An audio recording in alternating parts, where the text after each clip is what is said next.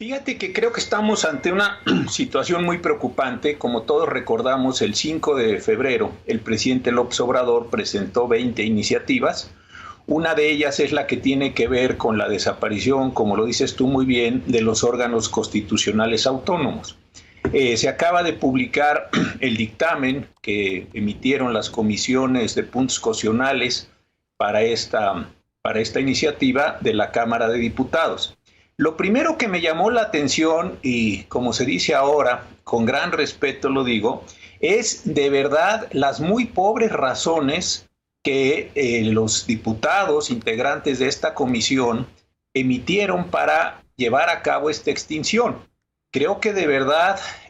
Por ejemplo, que hay una desigualdad social en México. Nadie puede dudar esa desigualdad social. ¿En los considerandos? ¿En serio? Porque hay una desigualdad, desde luego que la hay, por supuesto que la hay. Desigualdad, claro, y estos órganos gastan mucho, pues yo supongo que creen que con la desaparición de los órganos se va a lograr esa desigualdad. Después hablan de una necesidad de preservar así el interés general, como si el interés general no pudiera ser desarrollado, no pudiera ser considerado, no pudiera ser...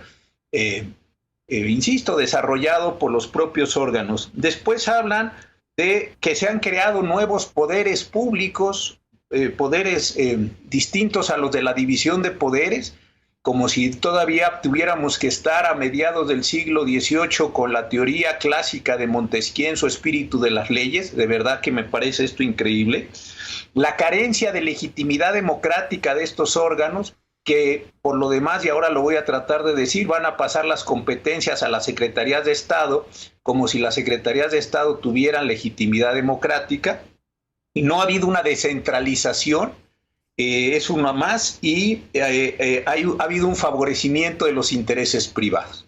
Lo que creo que vale la pena entender aquí es, y este me parece para mí que es el punto esencial de todas estas propuestas, es que bajo la idea de que se va a llevar a cabo un ahorro de recursos económicos, que este es el gran motivo que se da ahí, y con esto supongo que con estos recursos se va a lograr ahora sí una igualdad social, cuando el presidente López Obrador no se atrevió a llevar a cabo una reforma fiscal, que hubiera sido muy importante, algo más redistributivo, pero en fin, esa es una cuestión que ya se irá viendo en los próximos meses con el déficit que va a dejar. Pero creo que aquí lo verdaderamente interesante es tener esto en cuenta. El presidente está proponiendo la desaparición de los órganos constitucionales autónomos. Pero la pregunta de fondo es, una vez que desaparezcan estos órganos constitucionales autónomos, ¿van a desaparecer las funciones que estos órganos realizan? ¿O una vez desaparecidos estos órganos constitucionales autónomos, las funciones que esos órganos desaparecidos realizan van a pasar a otros órganos? Este para mí es el verdadero asunto. Y la respuesta es más que evidente. Esas funciones van a pasar a las secretarías de Estado, cuyos titulares son nombrados y removidos libremente por el presidente de la República. Entonces, lo que hoy puede hacer la Comisión Reguladora de Energía va a pasar a la Secretaría de Energía. Lo que hoy puede hacer la Comisión de Competencia Económica va a pasar a la Secretaría de Economía, y así sucesivamente. Consecuentemente, no es verdad que estén desapareciendo las funciones, no es verdad que se esté acabando con el dispendio. El único ejercicio que estamos viendo es el de una mayor concentración de funciones en la administración pública federal, que tiene a su cargo, desde luego, y constitucionalmente y legítimamente, el presidente de la República. Dicho de una manera más simple, lo que va a acontecer es que una vez que estos órganos desaparezcan, la administración del presidente será la que lleve a cabo estas actividades. Y este es el engaño, o esta es la historia que no se está contando. Por ejemplo, se plantea en el artículo 3 la desaparición del Sistema Nacional de Mejora Continua de la Educación. Y uno se preguntaría, ¿por qué es necesario en un país con tan graves atrasos educativos, un país con tan grandes desigualdades en materia de educación, desaparecer un órgano que tenía como propósito llevar a cabo la calificación de los alumnos, de los profesores, de todo el sistema educativo nacional para tener una evaluación. Bajo esta idea de que no puede haber méritos, de que toda la meritocracia tiene que desaparecer, desaparece el órgano para que este órgano pues ya no pueda certificar cuál es la calidad de la educación. Me temo que esto es una pésima noticia. En el artículo 6 también se está proponiendo que tendrá el Ejecutivo Federal la competencia para elaborar y conducir la política de telecomunicaciones y radiodifusión. Consecuentemente, uno se puede preguntar que esto ya no va a ser una función del Estado como estaba planteada en el artículo 6 mediante este órgano, una función en la que participaban distintos poderes públicos, sino que esta va a ser una función del titular del Poder Ejecutivo Federal a través o mediante su secretario de Estado. También se plantea aquí que debe desaparecer el Instituto Nacional de Acceso a la Información y Protección de Datos Personales. Este me parece que es uno de los absurdos más grandes de la reforma. Ya sabemos que al presidente López Obrador no le gusta la transparencia, por más que él diga. Lo que está haciendo es desaparecer un órgano nacional, ojo, un órgano de carácter nacional, para descentralizar las funciones de este órgano en los propios sujetos obligados. Y uno se preguntará, ¿de verdad a los sujetos obligados, en un mundo de corrupciones, de connivencias, que no ha podido eliminar el presidente López Obrador, por más que nos diga que las escaleras se barren de arriba para abajo y todas estas metáforas que comenzaron siendo graciosas y hoy pues francamente no explica nada? Más allá de estas condiciones que él ha establecido, es creíble que los órganos que llevan a cabo las operaciones que pueden ser constitutivas de corrupción o al menos de opacidad van a estar muy interesados en ser ellos mismos sus propios reguladores para dar ellos mismos la información que se les solicite. Yo creo que esta es una de las falacias más grandes de esta propuesta. Y luego viene ya en el artículo 26 las propuestas de eliminación de los órganos constitucionales, las que se refieren a ya distintas actividades concretas, las que tienen que ver con competencia económica, las que tienen que ver con la evaluación de las políticas de desarrollo social, etcétera. Entonces, ¿qué es lo que me parece que en realidad hay en esta propuesta? Una idea de concentración en el Poder Ejecutivo Federal de las competencias que hoy están repartidas en distintos órganos en los que, por cierto, participa el presidente de la República, el Senado de la República, la Cámara de Diputados en la integración. Y las razones no son sostenibles. ¿Cuánto se puede ahorrar? ¿De qué tamaño son estos órganos? Estos órganos han tenido que presentar cuenta pública, han tenido que ir a la Auditoría Superior de la Federación, sus presupuestos están aprobados por la Cámara de Diputados, inclusive en el sexenio del presidente López Obrador. Entonces, me parece que son razones muy, muy débiles para tratar de eliminar a los órganos, insisto, Carmen, y asignarse el propio presidente las funciones bajo una idea de que el presidente es la persona que tiene que ver básicamente con la protección de nuestros daños, para que no se nos generen daños.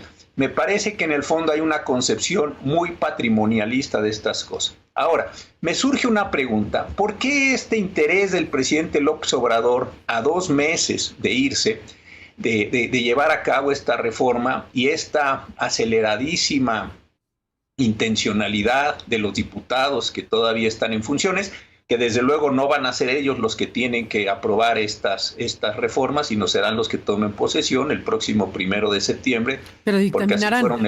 El tema es aquí. Dictaminarán, ¿no? Dictaminarán ellos. Los que se van dictaminarán y votarán los que lleguen, ¿no? Y votarán los que lleguen. La pregunta es ¿por qué? A mí me da la impresión que el presidente López Obrador quiere dejar pocos controles, quiere tener una centralización en una administración, y ya no sé si es porque pretende tener un control sobre la administración, que va a iniciar el 1 de octubre. No sé si pretende tener un control en la presidencia de Claudia Sheinbaum, eso sí ya no lo podría yo decir, pero lo que sí me parece muy grave es que, estando a punto de irse, quiera destruir con muy malas razones. A lo mejor podrían haber otras, pero no las que pusieron en el dictamen y en su iniciativa, para destruir estas instituciones y dejar al nuevo gobierno, que también me parece una falta increíble de respeto hacia su sucesora, dejarle ya montado todo un andamiaje administrativo cuando él está a punto de irse, y no permitir que sea la nueva presidenta de la República, que ganó legítimamente su elección, no la ganó el presidente para ella ganó su propia elección, la que tenga, o la que no pueda más bien, decidir sobre la administración. Pero de que está buscando una concentración brutal de poder en la administración pública federal, de la que él es titular, me parece innegable, por lo que se está planteando en la iniciativa, 1, y 2, por las pobres razones que se plantearon en su propia iniciativa y en el dictamen que está por aprobarse, o está aprobado, o se está discutiendo en la Comisión de Puntos Constitucionales de la Cámara de Diputados, Carlos.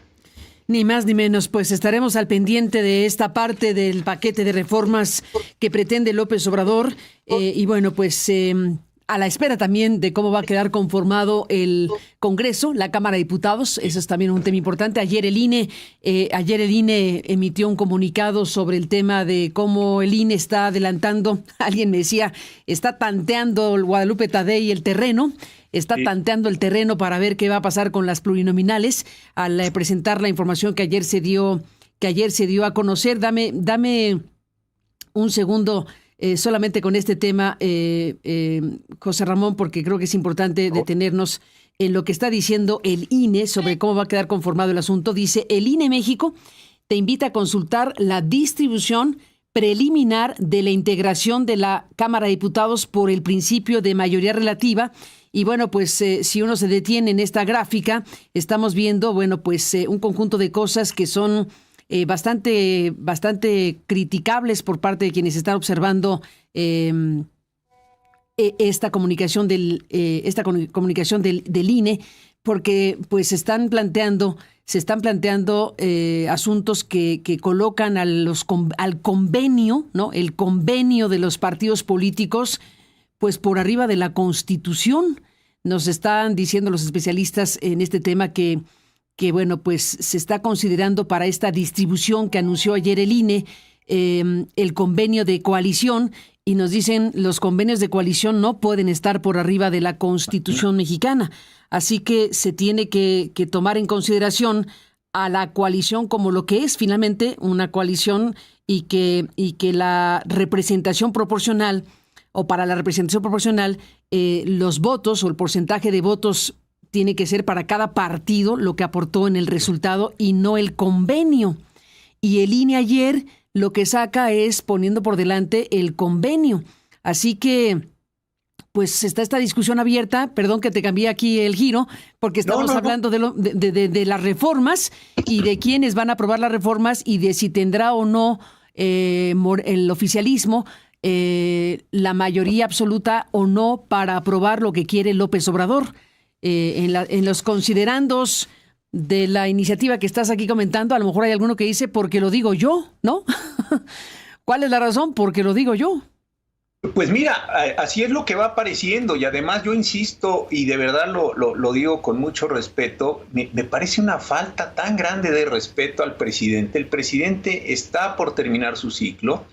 Él presentó su candidata, la heredera de su nombramiento, le permitió... falta de respeto, perdón, no te entendí. ¿Falta de respeto al o del?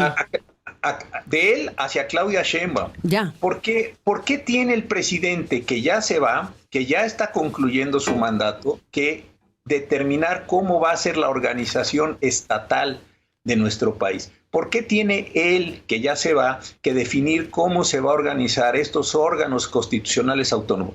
Por la simple y sencilla razón de que decidió él por sí mismo y ante sí mismo presentar su iniciativa el 5 de febrero, ese es todo el argumento para decir yo voy a dejar la administración que yo quiero.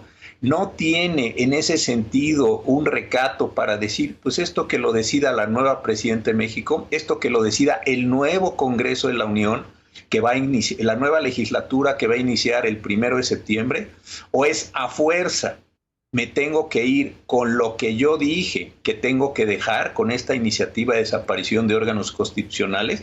Y también hay que decirlo, muy penosa la situación de los legisladores que están a punto de irse, comprometiendo la situación del nuevo gobierno y del nuevo régimen a partir de no sé si es un deseo, si es un capricho, no sé, del presidente que se va yendo. Todo esto también me parece como muy poco elegante. Me parece un acto, no sé si quiere mostrar dominio, no sé si quiere mostrar subordinación, no lo sé, pero me parece también que los diputados y senadores que ya están por irse o los que van a entrar, pues debieran también tener un sentido de correspondencia con la nueva presidenta de México, que ganó ella la elección. Ella no es un apéndice del presidente López Obrador. No votamos o no votaron o no se votó, como quiera que cada quien haya tomado su elección el 2 de junio por López Obrador. Se tomó una decisión por Claudia Sheinbaum. ¿Y por qué entonces no se permite por estas fuerzas políticas que sea ella la que decida, la que plantee estas condiciones? O porque lo planteó, insisto, el 5 de febrero, se tiene que hacer la voluntad de ese momento, de esa persona. A mí esto me parece de verdad muy inconsecuente. Y si uno ve las razones del propio dictamen, de verdad, Carmen, que no se sostiene, no hay un argumento inteligente, no hay un argumento fino, no hay un argumento poderoso. México está en una desigualdad social y de verdad creen que desapareciendo una comisión de competencia económica, que lo que trata de hacer es establecerle límites, más allá de todos los problemas que pueda tener, a los enormes competidores, a los enormes procesos monopólicos que se están generando y se van a tratar de seguir generando en el país, ¿de verdad creen que con eso le van a ayudar a una población que está en una situación desde luego muy precaria? ¿De verdad creen que le van a ayudar a una población precarizada como la que tenemos en el país, desapareciendo un Instituto Nacional de Acceso a la Información y Protección de Datos Personales, que esto también se les olvida? Estas personas que buscan acceso a una información porque les interesa saber cómo va la vida pública o que quieren que se les protejan sus datos, de que se vendan las bases de datos, que se regule. Esto también abona en ese sentido a una mejora de la desigualdad social. Me parece que son unas cuentas así de abarrotero, en el sentido de decir ahorrémonos pesos, en el sentido de desaparecer esos órganos, mandar esos fondos a los fondos del bienestar para seguir generando clientelas o clientelismo político, y dejemos a una población desprotegida, indirectamente si quieres, pero desprotegida con los procesos monopólicos, con la fijación de precios, que es lo que hace la Comisión Reguladora de Energía. Esto me parece que son las cosas que no se ven, y entonces suena muy interesante, muy inteligente, aparentemente sí, estamos ahorrando dinero porque ha habido un dispendio. Oiga, ese dispendio está determinado en un presupuesto de egresos que aprobaron los propios diputados. Por lo menos esta mayoría de este partido de Morena la aprobó los últimos 5 años. Esos presupuestos, no es que los órganos se hayan dado su propio presupuesto. Hay unos sujetos impresentables, dicen ellos, bueno, pues ustedes también los aprobaron y participaron en eso.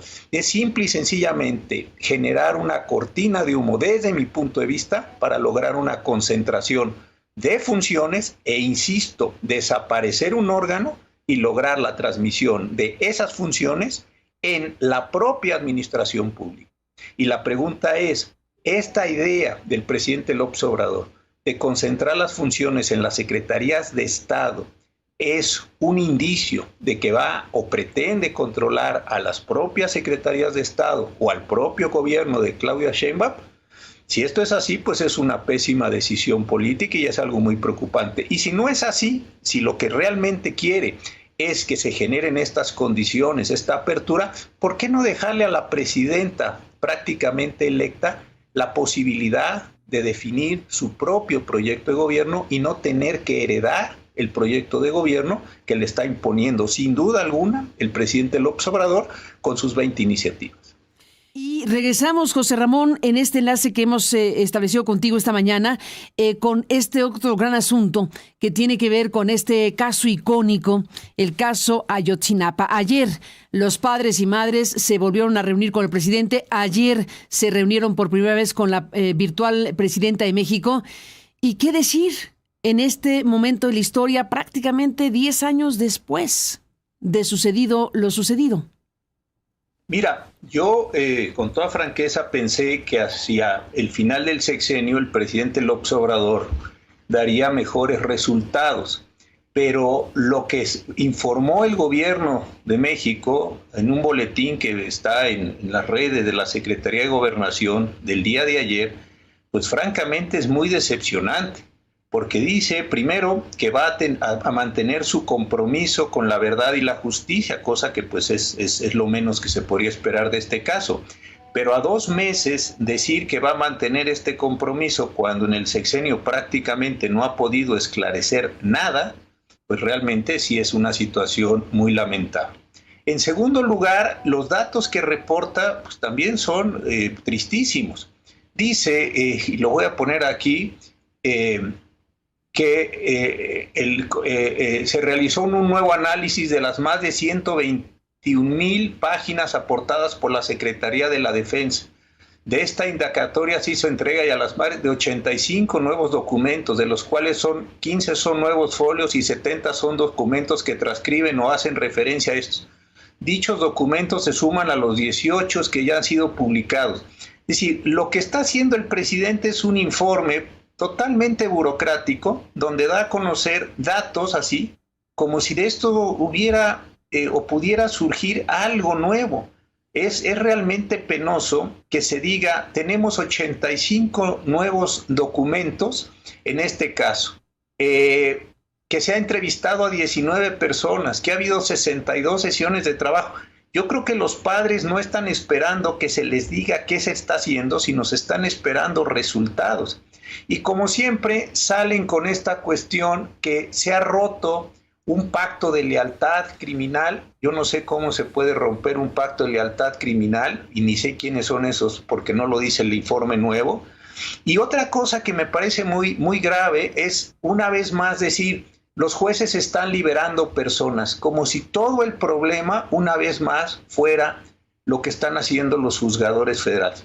Yo creo que a estas alturas debiera reconocer el gobierno, el presidente López Obrador, que termina, que no ha podido avanzar mucho más allá de la verdad histórica por la cual tienen en la cárcel a Jesús Murillo Caram, más allá de que esté en prisión domiciliaria, que no han tenido ningún elemento adicional y que darle cuenta a los papás de las personas que estuvieron lastimadas de diversas maneras en Ayotzinapa, por un recuento de documentos, pues es, como ellos mismos lo han dicho, una burla. Creo que lo que tiene que hacer ahora la doctora Sheinbaum, muy respetuosamente, es constituir un espacio en el cual efectivamente, no como hasta ahora, se puedan hacer estos elementos. Alejandro Encinas empezó muy bien en la Secretaría de Gobernación en este sexenio y poco a poco le fueron disminuyendo sus tareas. Carla Quintana, la que has entrevistado en múltiples ocasiones, iba también muy bien con sus investigaciones sobre personas desaparecidas, la terminaron cesando del cargo y terminó sin poder avanzar más en estas cuestiones. Los documentos que tienen que ver con los integrantes de las Fuerzas Armadas tampoco se han dado a conocer, es decir, se ha ido moviendo la pelota de un lado al otro sin lograr ninguna eficacia. Y a lo que se reduce, tristemente, y a 2 meses de irse el presidente López Obrador, su informe es a dar cuenta de que hay, insisto, 15 nuevos folios, 70 documentos, que se suman a los 18 que ya habían. De verdad, esta es la respuesta de un gobierno que tomó como una de sus principales tareas llevar a cabo un esclarecimiento, dar esta cuenta de datos